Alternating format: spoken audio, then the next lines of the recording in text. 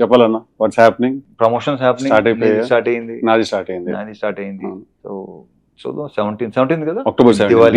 Diwali. So 2 weeks తర్వాత నేను 2 సినిమాలు బ్రహ్మాండంగా ఆడాలని నేను అసలు.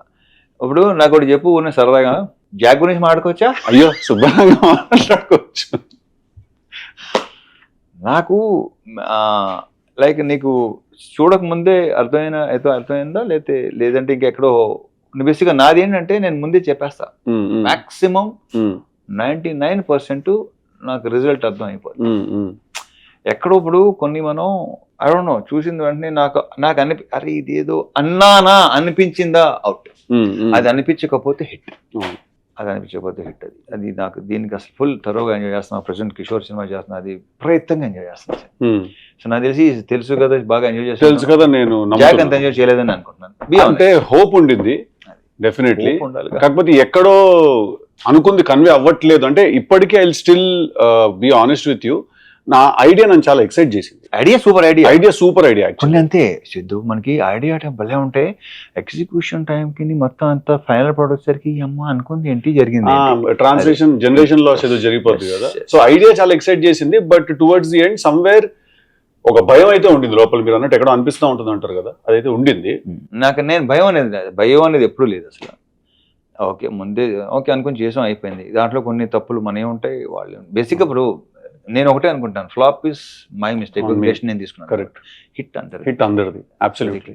So house with Neeraja fantastic అన్న. Will be actually surprised. తను ఫస్ట్ టైం డైరెక్టర్, తను ఇలా ఈ సినిమా తను తీసింది. బేసిక్గా తను చాలా sensible and emotionally she is very strong.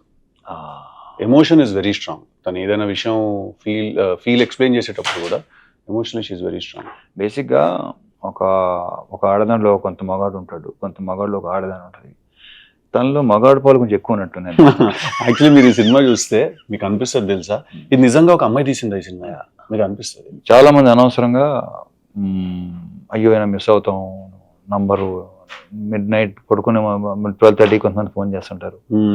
Insecurity, దాన్ని ఇన్సెక్యూరిటీ అంటారు. నేను నీకు చెప్పక్కలేదు, you know very well. So నాకు అలాంటిది 0-1% కూడా. ఇది సెకండ్ టైం మీరు అన్నమాట విన్నాం, ఇట్స్ ప్రాక్టీస్ అని.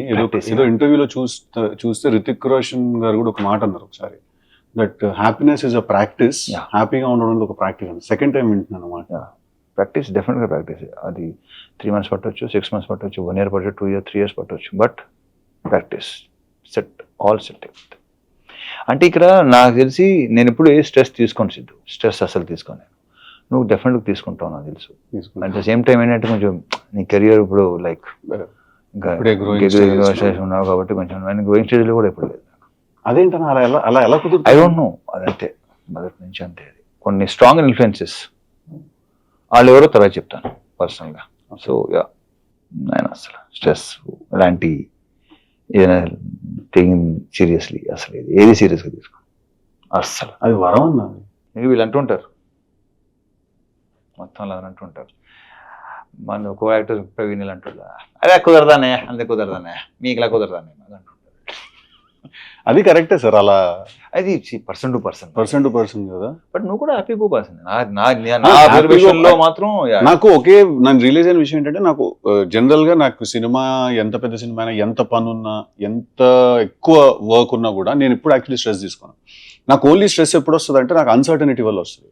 అదే ప్రాబ్లం, అన్సర్టనిటీ. అంటే ఇక్కడ ప్రాబ్లం ఎక్కడ వస్తుంటే కొంచెం బుర్ర కట్టుగా పనిచేసే ప్రాబ్లం అదే. Can't stand stupidity. నా వల్ల కాదు అసలు. అది నాకు కోపం రాదు, చిరాకు వస్తుంది, తప్పదు. కొన్ని సంవత్సరాలు పడుతుంది అలవాటు అవ్వాలంటే, బట్ తప్పదు.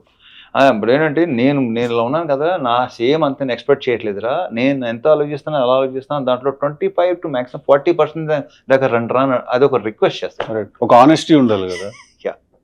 అంటే ఎలా ఉంటుంది అంటే అన్న, ఇప్పుడు కూర్చుంటాం ఆఫీస్లో, ఏదో డిస్కషన్ జరుగుతూ ఉంటుంది, ఒకసారి ఆర్టిస్ట్ తోటి మాట్లాడండి, ఆయన నవంబర్లో అవైలబుల్గా ఉన్నారా లేదా అంటే, సరే సార్ మాట్లాడతామని చెప్పి పక్కకు చూస్తాం. ఎందుకు ఫోన్ తీసి ఇప్పుడు ఫోన్ చేయలేదు వాళ్ళ మేనేజర్, ఇమ్మీడియట్గా ఎందుకు వెళ్ళలేదా ఫోను అంటే, రేపు సాయంత్రం ముహూర్తం దానికి నువ్వు ముహూర్తాలు లేదా? నేను 0 అస్సలు లేదు.